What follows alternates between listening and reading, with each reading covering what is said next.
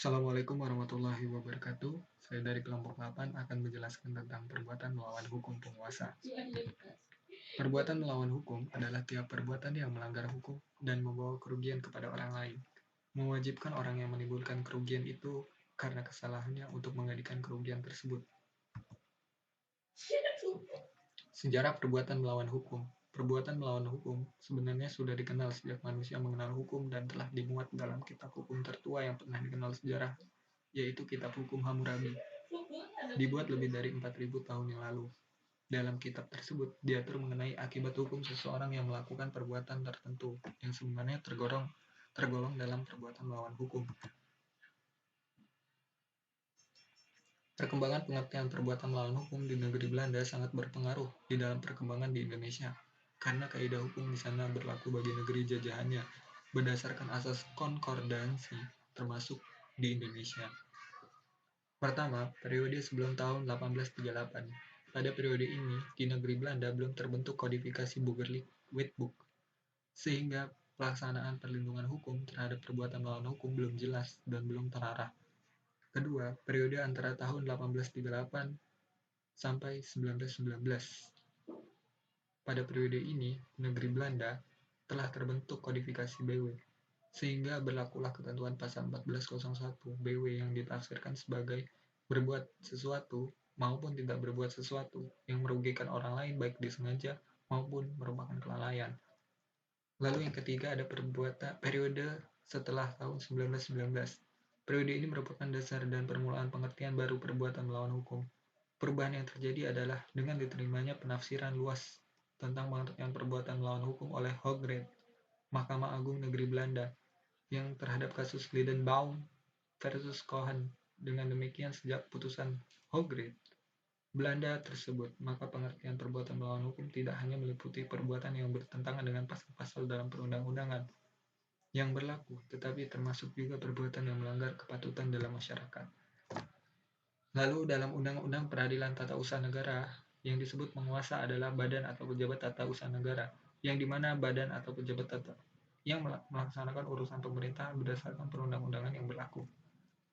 Perlindungan hukum dari perbuatan melawan hukum berkonotasi pengaturan perbuatan melawan hukum dalam pasal 1365 KUH Perdata mempunyai konotasi dan pengaturan yang berbeda dengan perbuatan melawan hukum dalam hukum pidana yang disebut delik atau perbuatan pidana, serta mempunyai konotasi dan pengaturan yang berbeda pula dengan perbuatan melawan hukum oleh penguasa, sehingga perlindungan hukum dari masyarakat terhadap perbuatan melawan hukum tersebut dapat disalurkan melalui sarana yang berbeda-beda pula. Sarana-sarana perlindungan masyarakat terhadap perbuatan melawan hukum tersebut antara lain dilakukan oleh badan atau pejabat tata usaha negara melalui upaya administratif, yaitu melakukan upaya keberatan dan banding atau banding administratif. Lalu melalui peradilan umum, di mana perbuatan melawan hukum tersebut berdasarkan pasal 1365 KUH Perdata. Lalu ada melalui peradilan tun, yaitu terhadap perbuatan melawan hukum oleh penguasa yang didasarkan pada ketentuan pasal 53 Undang-Undang Nomor 5 Tahun 1986 tentang Peradilan Tata Usaha Negara. Perbuatan pemerintah berdasarkan ketentuan pasal 1 angka 2 Undang-Undang Nomor 5 Tahun 1986 yang sudah diubah dengan Undang-Undang Nomor 51 Tahun 2009, badan atau pejabat tun adalah badan atau jabatan yang melaksanakan urusan pemerintahan berdasarkan perundang-undangan yang berlaku. Dengan demikian, ukuran untuk disebut badan atau jabatan tun adalah siapa saja yang berdasarkan peraturan perundang-undangan yang berlaku melaksanakan urusan pemerintah, sehingga selain instansi atau jajaran pemerintah di bawah presiden, instansi lain dapat juga disebut badan atau jabatan tun apabila melakukan urusan pemerintah, bahkan pihak swasta sekalipun seperti BUMN, BUMD, universitas, rumah sakit, dan lain-lain dapat dijadikan sebagai badan tun.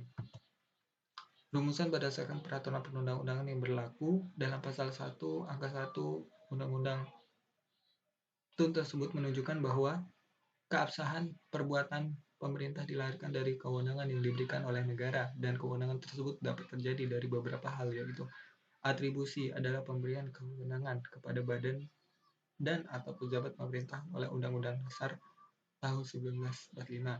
Delegasi adalah pelimpahan kewenangan dari badan dan atau pejabat pemerintahan yang lebih tinggi kepada badan dan atau pejabat pemerintahan yang lebih rendah, dengan tanggung jawab dan tanggung gugat beralih sepenuhnya kepada penerima delegasi. Mandat adalah pelimpahan kewenangan dari badan dan atau pejabat pemerintahan yang lebih tinggi kepada badan dan atau pejabat pemerintahan yang lebih rendah dengan tanggung jawab dan tanggung gugat tetap berada pada pemberi mandat. Macam keputusan Tun penguasa. Yang pertama ada bersifat umum dan abstrak, seperti Presiden mengeluarkan suatu peraturan pemerintah dalam pelaksanaan suatu ketentuan undang-undang. Bersifat umum konkret, seperti gubernur mengeluarkan keputusan yang menyatakan bahwa daerahnya terjangkit penyakit busung lapar. Ketiga, bersifat individual abstrak, seperti izin untuk mendirikan pabrik cat yang disertai bermacam-macam syarat atau ketentuan-ketentuan, umpama tentang tata cara pembuangan air limbah pabrik yang bersangkutan. Lalu yang keempat ada bersifat individual konkret, seperti penetapan pengangkatan sebagai PNS, lalu ada penetapan besaran pajak, dan lain-lain.